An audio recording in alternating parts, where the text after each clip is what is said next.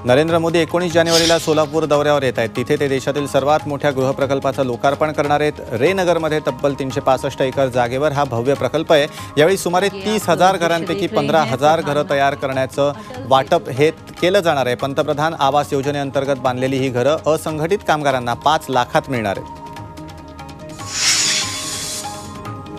तुम्हाला दुप्पट टोल भरायचा नसेल तर तातडीनं केवायसी अपडेट करा, अन्यथा तुमचा फास्टॅग रद्द होईल। फास्टॅग रद्द झाल्यास तुम्हाला दुप्पट टोल भरावा लागेल। 3 जानेवारीपूर्वी केवायसी अपडेट करा। वन व्हेकल वन फास्टॅगनं ही मोहीम सुरू केली आहे, तेव्हा वाहन चालकांनी त्याची त्वरित अंमलबजावणी करणं गरजेचं आहे। लोणावळ्यातील स्थानिकांच्या आंदोलनाला यश आलंय। रेल्वे प्रशासनानं अखेर दुपारच्या सत्रामध्ये पुणे ते लोणावळा 2 लोकल फेऱ्या वाढवण्याचा निर्णय घेतलाय। लोणावळा इथनं सकाळी 11:30 तर शिवाजीनगर इथनं दुपारी 12:05 लोकल सोडण्यात येणार आहेत। त्यामुळे विद्यार्थ्यांसह चाकरमान्यांना दिलासा मिळाला।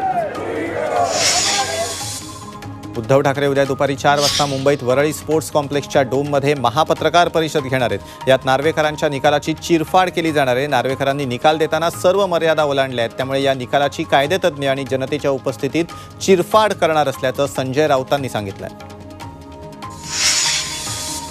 शिवसेना आमदार अपात्रता निकालासंदर्भात सुप्रीम कोर्टात उद्धव ठाकरे गटानं याचिका दाखल केली आहे। विधानसभा अध्यक्ष राहुल नार्वेकर यांच्या विरोधात ऑनलाईन पद्धतीनं याचिका दाखल केली आहे। सुप्रीम कोर्टाच्या आदेशाचं उल्लंघन झाल्याची याचिकेत माहिती आहे। तसंच नार्वेकरांच्या निकालामुळे कोर्टाचा अवमान झाल्याचंही सांगण्यात आलं आहे।